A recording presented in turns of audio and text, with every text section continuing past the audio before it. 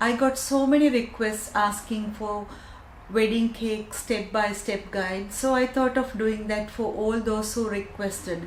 This is, you can do it before your wedding without spending a lot of money, or even you can start as a business too. So this is how to do the Sri Lankan style wedding cake. So let's start doing it.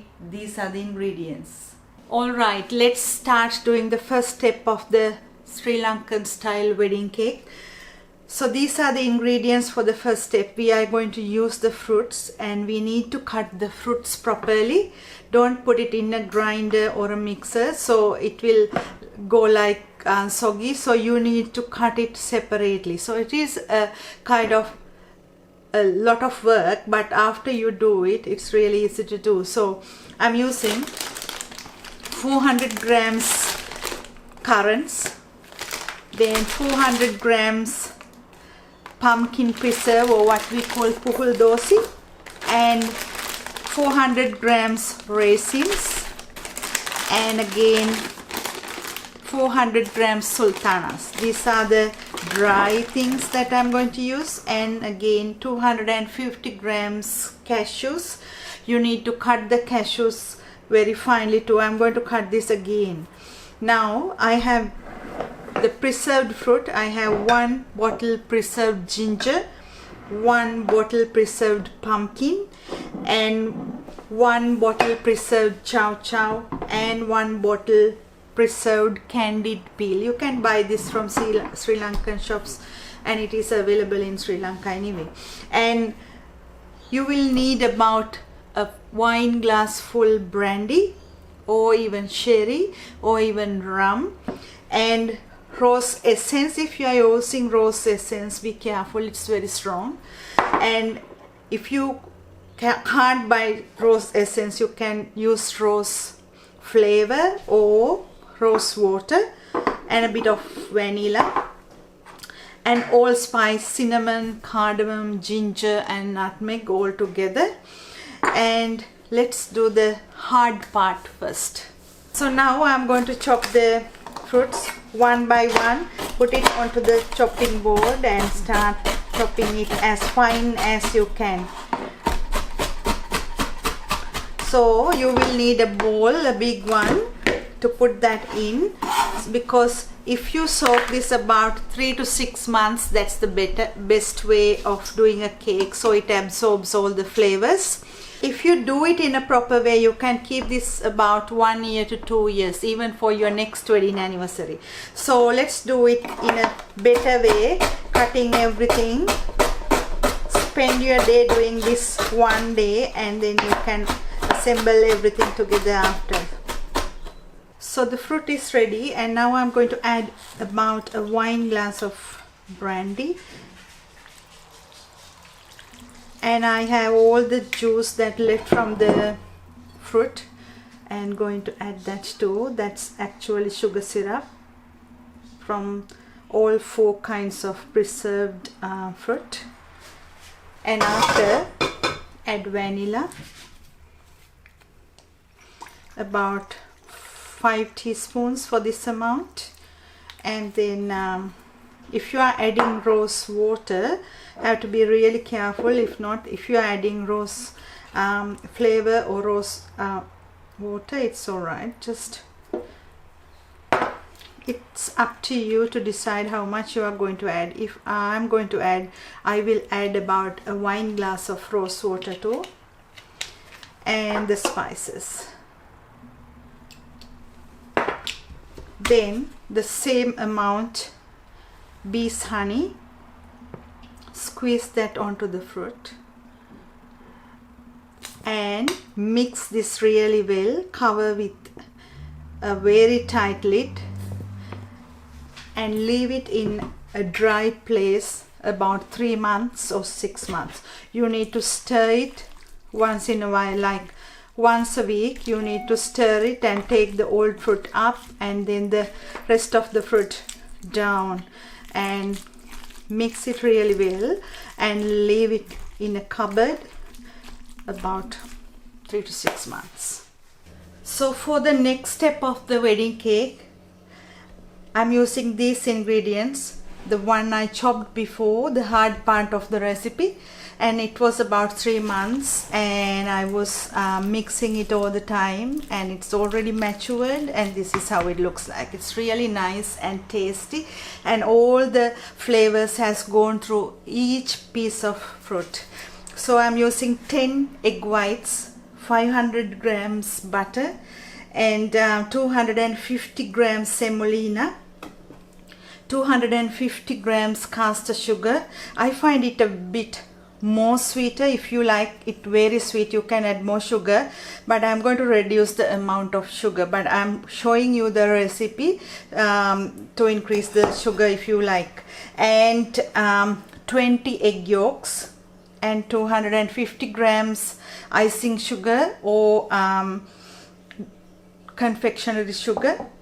If you like the cake a bit more darker, you can use several steps to do that. You can use this dark treacle to give dark color, or even golden syrup, or you can caramelize some sugar until it's very dark and put it in the cake too. But I'm using this dark treacle, so it gives this nice beautiful blackish color to the cake, and it looks so nice then. So let's start doing it. First of all, I'm going to beat the egg whites until it comes to the soft peak. Into a mixing bowl, add the egg whites, and into that add half of the caster sugar and start whisking it until it comes to the soft peak. While whisking the egg whites, take the semolina, add 2 tablespoons butter, and dry roast it until golden brown. So you put it in a pan and dry roast it. So the egg whites are ready, and this is how it looks like. So I'm going to leave it aside and do the egg yolks now. Now into a separate bowl, add the butter and the leftover sugar and the confectionery sugar, and start whisking it until it's nice and creamy. After, reduce the speed and add egg yolks one by one and whisk it until it's nice and pale in color. And make sure to scrape down the edges all the time, because this is a large amount. So it's nice and cream now. So let's go to the next step. So I added the mix into 2 bowls, because if not it's really hard to mix. Now the egg mix is ready, so I'm going to add half of this to the one bowl and half to the other and start mixing it. This is the roasted semolina, and it has to be light golden brown. So I'm going to add half of that to one bowl and the other half to the other one. So mix with the semolina too. At this stage, preheat the ovens to 130 Celsius. Prepare a large cake pan like this. I have 6 layers of baking sheets under, so it prevent burning the bottom of the cake. So next step, prepare a cake tray like this. I'm using 18 and 12 inch cake pan. If you like it very thin, you can always use a longer one, or depends from oven to oven, the size of the oven too. So now I'm going to mix the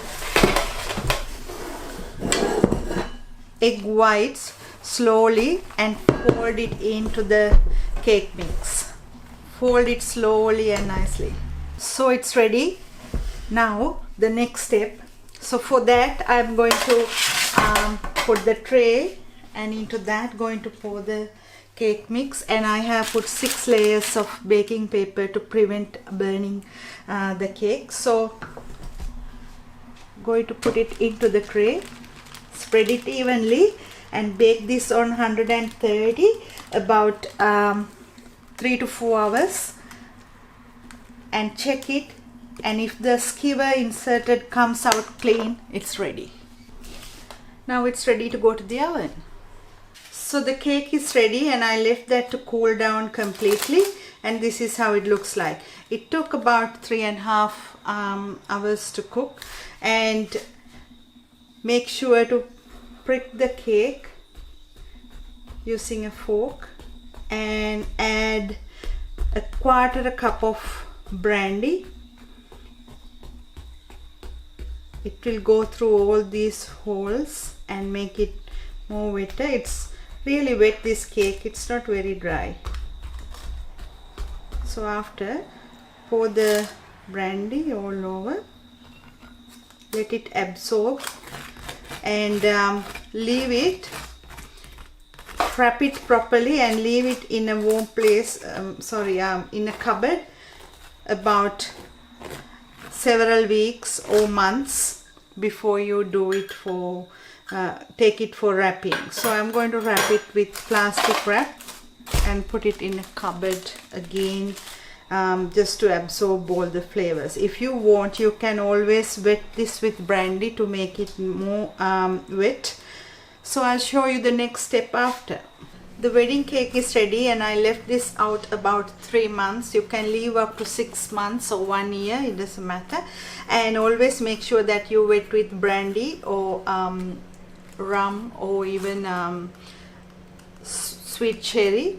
And the other thing is, this weighs about 6.2 kilograms and I'm going to show you to finish it off. So I'll leave this aside and let's do the cashew paste or almond paste. For that I'm using 100 grams cashew ground finely, and you can get almond meal too instead, and about 100 grams icing sugar. I'm going to do a very small quantity, that's why I'm using 100 grams. You can take this and double it or even multiply it to whatever the amount you want. And rose essence and almond essence, I'm going to use quarter teaspoon from each, and about 60 grams glucose syrup, because I'm not using any egg whites. If you like, you can use egg whites instead of glucose syrup. So let's start.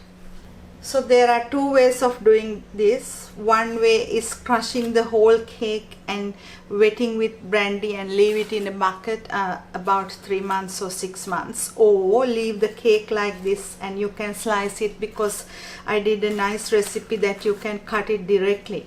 But I'm going to leave half of the cake and take a part out and show you how to crush and press it into a tray. So crush the cake nice. Okay.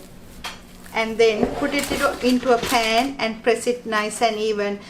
It depends on how high you want your cake is, maybe about 1 inch. So I press the cake into the pan and this is how it looks like. So I'm going to leave it aside. Let's do the almond paste. Now let's do the almond paste. For that, add the almond or cashew into the mixing bowl. Into that add the icing sugar. It's the same amount like almond or cashew. And into that add 60 grams glucose syrup. You don't need to add the syrup at once. Mix it and add whenever you want it.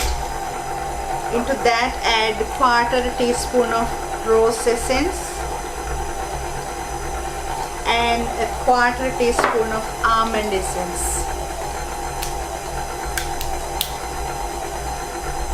and mix it well. Instead of using the shop bought glucose syrup, you can always make your own sugar syrup and add into. So keep on kneading until it comes together. And not only that, if you find it's not enough, you can always add a bit more. Now add some icing sugar onto the bench and start kneading it using more icing sugar as you need it. So put more icing sugar and knead it. This is the hardest part of the cake, so knead it until it comes to a soft consistency that you can work with. Now I'm going to add some icing sugar onto a baking paper. You don't need to do this, you can always do it on a wooden chopping board or even on the bench top. So put it on the baking sheet, put more icing sugar and cover it with another piece and roll it to a nice rectangular shape. Now it's ready. So there are two ways of doing this. You can take this out and lay it on top. So you can add a layer of jam, or I like to add a layer of cashew nut on top. It will absorb all the liquids and the color will not go into the icing.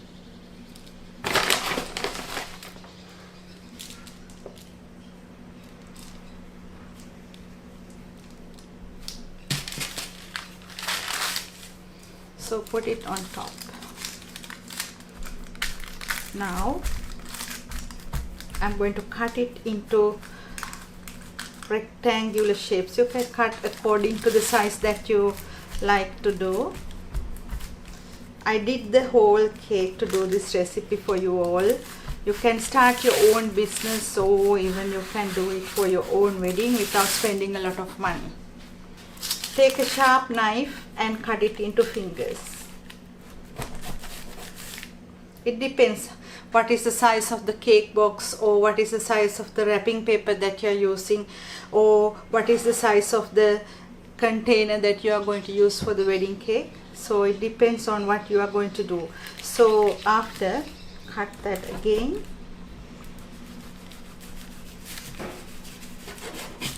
I will write about every step and the advantages and disadvantages of this cake in my web page. Visit culinarycorner.net for that. Now after, let's wrap it. Let's do one easy method of doing the cake. So I'm using baking paper or any kind of a grease-proof paper and wrap the cake nicely like this. Then take a colorful wrapping and I'm going to wrap it nicely, and you can use ribbon, or if you are doing for Christmas, just fold it and tuck it under and use tape to keep it nice and tight.